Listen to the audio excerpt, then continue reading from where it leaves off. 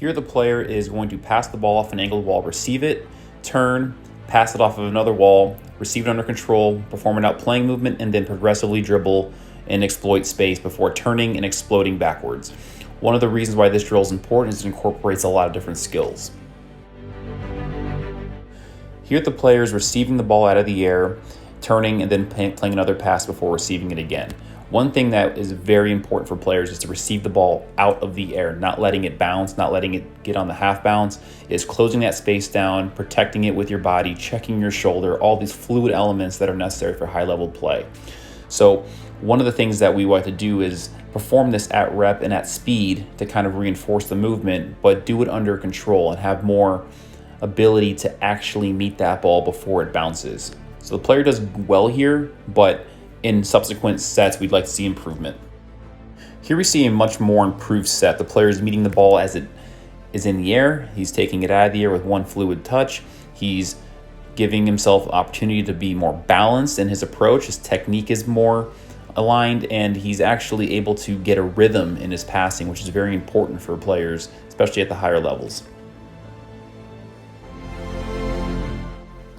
Whenever we receive a ball, dribble to a cone marker over short space and do this with repetition, we need to make sure our technique is clean. Sometimes speed is sacrificed for technique. Here the player's lost control of the ball, no big deal. But one of the things that we want to see him get lower, be more fluid with his movements. It's a small distance, but loosening up the body and being less upright is going to give him more of a chance to have success turning and dribbling at pace with a lower center of gravity. Passing and receiving are fundamental skills in the game of soccer. However, they're not the easiest if you do it at pace.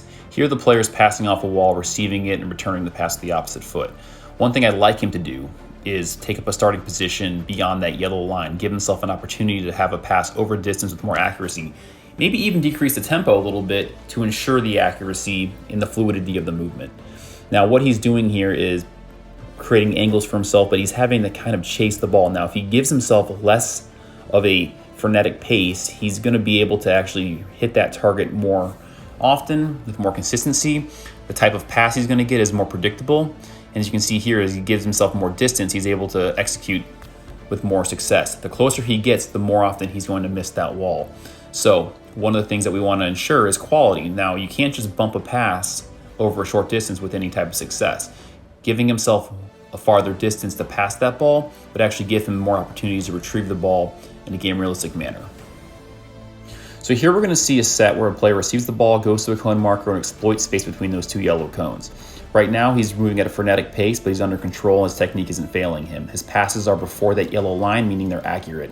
As fatigue sets in, as the conditions weigh in, he begins to actually lose a little bit of technique and he misses the wall. Not a huge deal. However, this illustrates how important concentration and poise and composure are when performing drills with intensity.